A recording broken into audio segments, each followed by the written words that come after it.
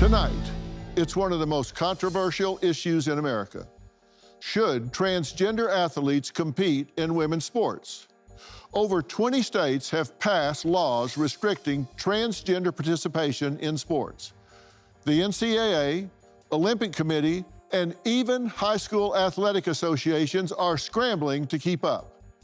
Supporters say excluding transgender athletes is discrimination. Opponents say, no, no, no, the science is clear. Biological males, even after transition, have advantages in strength, speed, and endurance. So what's the right policy? Is there a fair solution for everyone? We'll hear from all sides.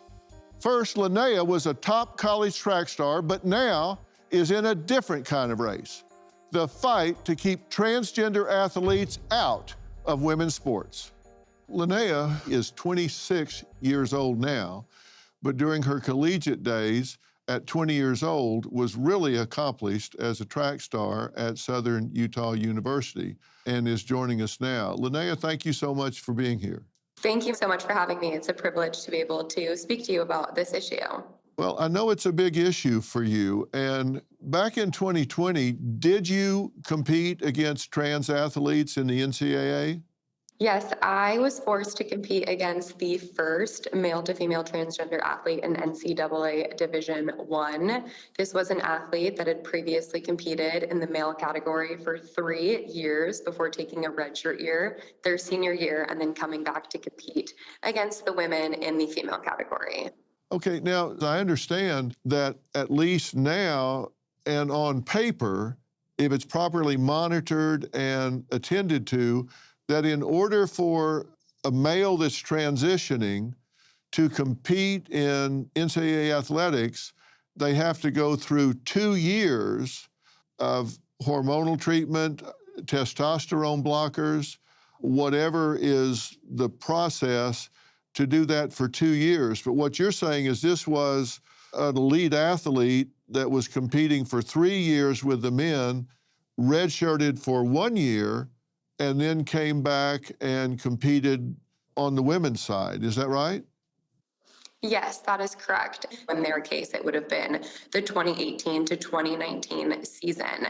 At the time, the NCAA was utilizing their policies in their 2013 Transgender Inclusivity Handbook, which at the time, in my opinion, was written on a farce because there were no trans athletes competing within the NCAA at that time. So just taking a year off, not having to come back and prove to the NCAA that you're actually taking your hormone suppression, that you're actually taking the testosterone blockers.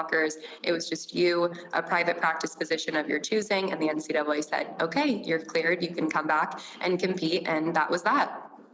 Okay, and you thought it was completely unfair, and you think it's unfair across the board? Correct. I think that if you are taking a Division I scholarship as a male-bodied individual competing as a Division I athlete on the men's team for 3 years, coming back and then transitioning to compete as a female is completely unfair.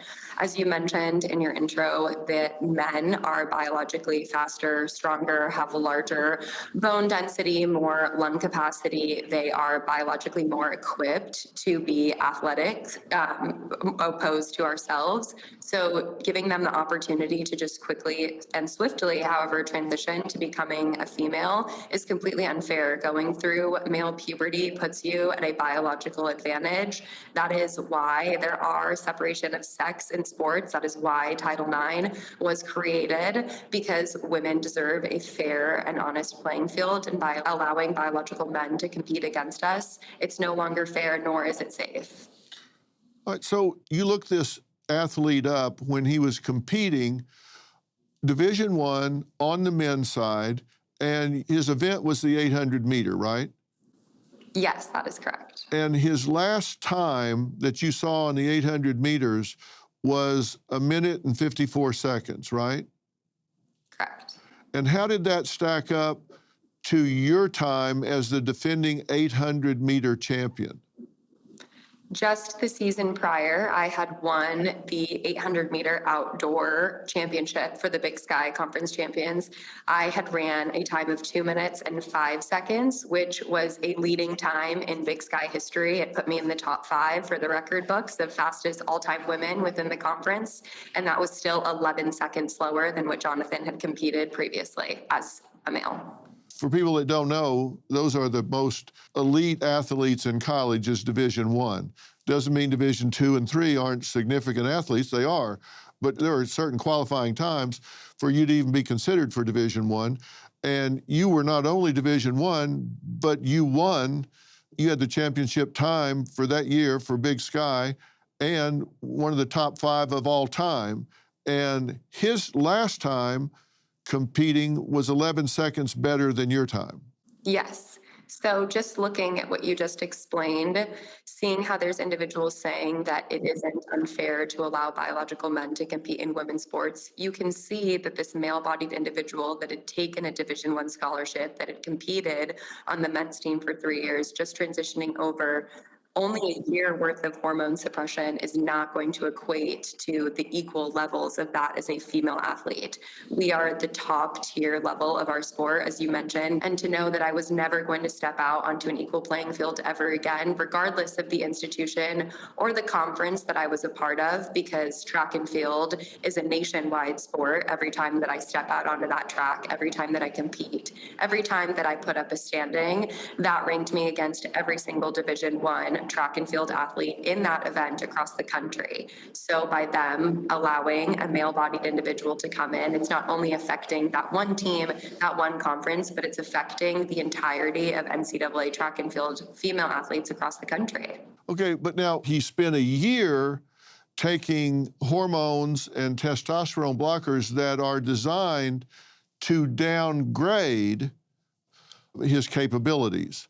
So to compare him before he started any of that with where you were is not a one-to-one comparison, because he spent a year supposedly downgrading his capabilities. Was he downgraded when you competed against him? So coming into the indoor season, it is a little bit different than the outdoor season. It's more difficult to run on indoor tracks. You don't run typically as fast as you do in outdoors.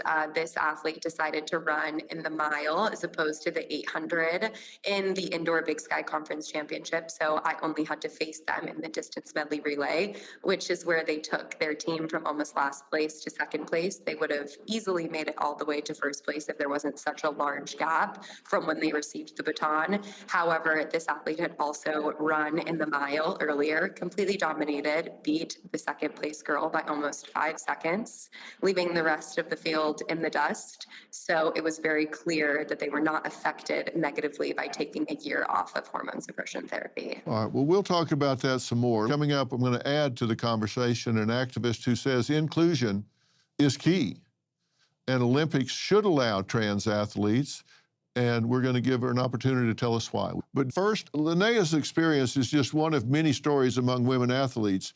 Peyton was a high school volleyball player who suffered a concussion and neck injury after being hit by a ball spiked by an opposing trans athlete. You see these things happen, and people get upset because they don't seem to be on a level playing field. We'll talk about that after the break. The IRS is ramping up enforcement for 2025. If you owe back taxes or have unfiled returns, don't panic. The truth is, it's smart to get ahead of this, but never, never contact the IRS alone. Turn it over to the team at Tax Network USA, because not all tax resolution companies are created equal. Tax Network USA has a preferred direct line to the IRS, meaning they know which IRS agents to work with and which to avoid. Tax Network USA has proven strategies that are designed to settle your tax problems, whether you owe $10,000 or $10 million. Their attorneys and negotiators have already resolved over $1 billion in tax debt. Talk with one of their strategists for free. Stop the threatening letters. Stop looking over your shoulder. Leave your IRS troubles behind you for good. Call 1-800-958-1000 or visit tnusa.com/Dr. Phil. That's tnusa.com/Dr. Phil. Well, tonight we're tackling a heated debate. Should transgender athletes be allowed to compete in women's sports? Now, Linnea was one of the first athletes to raise a red flag after her college track team competed against a trans runner and lost during a championship conference meet. Now, you saw this coming, right? You weren't just ambushed by this. You knew this trans athlete was coming over and competing on the women's side in the Big Sky Conference, correct? Yes, that is correct. The summer of 2019, when I reported back to university around August, as we start training for the cross country season, my head coach had become aware. He pulled me to the side as he knew that an athlete that had previously competed in the male category in the 800 meter was going to be transitioning over and competing as a female. I was completely astonished that this was happening. I was confused that the NCAA was going to allow something like this to take place. I immediately went to my athletic director. I went to the general counsel of my university, the president of my university, and I said to them that I'm going to fight this and I hope that they are by my side. I'm super fortunate that the administration at my university was immensely supportive of my efforts.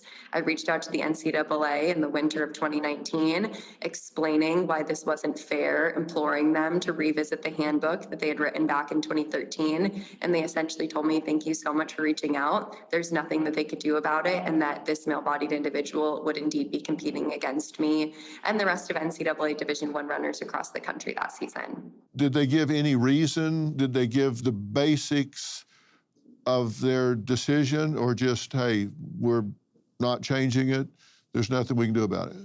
According to the handbook, they stated that there is no biological advantage over being a male as opposed to a female athlete. So they referred back to that as it was written in the handbook. You didn't go head to head in an individual event, but you did in a relay event, and you say that when that athlete got the baton, the athlete just ran off and left everybody else. True? Correct. That is exactly what happened. The athlete didn't run the 800, they ran the mile. Yes, correct. How did the athlete do in the mile? They won first. There was no surprise there. They won by almost 5 seconds ahead of the second place runner that was, of course, a biological female athlete. So not only did they dominate the mile earlier that day, winning the championship for the 1600, they then came back and ran the same exact leg in the distance medley relay, took the team from almost last to second place. However, while this individual was competing in the distance medley relay, the coach said something, not words of encouragement, but something I'd never heard before, which was to slow down. It was becoming very clear that this athlete was competing at a caliber that the rest of the female runners could not keep up with. So instead of the coach telling them to keep going or keep pushing or try harder, the coach told her to slow down. So you heard the coach tell this athlete, hey, you need to slow down. Yes, I did. What was the context of the comment? Well, when you're running in races, I explain to other people at times, I always have my coach typically at the 200 meter mark for my 800. That's where he'll typically tell me my first 200 split, where he'll say something along the lines of right on pace or a little bit behind or a little bit too fast. However, I would never hear the words come out of his mouth to slow down. You're running a race, which means you're trying to run as fast as you possibly can. So the only reason that a coach in my mind would ever tell an athlete to slow down is because it was becoming increasingly visible to the other athletes as well as the spectators that this race was much easier to them as opposed to how it was to its opponents. And now there has been an executive order from President Trump at a federal level that says transgender athletes may not participate in sports with women. Boys that are transitioning to girls, men that are transitioning to women, at whatever level it is, that's just not going to happen. Do you support that? Yes, I was fortunate enough to be at the executive order signing with the president at the White House, along with a multitude of other athletes that have been standing at the forefront of this fight with me. It was an amazing victory for women and girls all across the country. I'm so lucky to have a president that's standing with us at the forefront of this issue. I'm sure that you saw that after that executive order signing, that the president, Charlie Baker of the NCAA, decided to come out with new policies around transgender athletes competing. However, it was not what we intended it to be. He is still allowing, from what I understand, male to female transgender athletes to practice and participate with female teams. However, they're no longer able to compete, which completely disregards the safety aspect of the fight. You should not be forced to change next to a fully intact male individual that is frankly an adult, and forcing a multitude of women to change, to practice, to put themselves in unsafe environments over and over again is the exact opposite of what we were shooting for. You showed that video of Peyton McNabb, who's become a wonderful friend of mine in this fight. Yes, that happened to her in a game. However, what happened to her could have very easily happened in practice. A male-bodied individual could very easily spike another female in the face during volleyball practice and put them in the same predicament. So pulling the competitive aspect out of the legislation and still allowing for these males to practice and to be around females is still half of the battle. So as fortunate as I am for President Trump signing that executive order on behalf of all of the women and girls, we still have a huge fight. Just recently, the Save Women's Sports Act in the Senate was reintroduced by Senator Tuberville, and we saw every single Democratic senator vote against the protection of women and girls in sports. So although we have a White House that is championing us, we have a multitude of battles left to fight in this. Well, I'm glad to hear that you're staying your course. Well, Blossom is joining us now and has been transitioning for 15 years and says trans women are women and should be included in female sports. Blossom is 38 and is a prominent trans activist and sees things very differently. Blossom, thanks for joining us. Thank you for having me, Dr. Phil. You've been listening to what we've been talking about so far, and you think that trans athletes should have an opportunity to practice, to play, to compete in the women's division of sports at all levels, correct? Correct. Absolutely. What do you say about the arguments like Linnea has been sharing that this is not a level playing field and that it's unfair to biological females because they just simply don't have the physiology that men have when they get into most sports? Yeah, absolutely. Like you said, trans women are women. So let's just be clear. And we also have to remember there are some trans women athletes that have been beaten by cis women athletes. Leah Thomas is a prime example. And I also want us to remember the NCAA has regulations and rules that trans women have to meet when it comes to their hormone levels. They have to be within a certain range in order for them to compete with other women. And so, with that being said, I just think it's really propaganda. The NCAA has over 510,000 athletes. And within those athletes, there are less than 10 trans athletes, which is only 0.002% of the population out of a population of trans people, which is only 1%. So actually, by the fact that Leah Thomas had been beaten by cis women, it actually debunks that trans women have a competitive edge over cis women. And when we talk about bone density levels, everybody's body chemistry is made differently.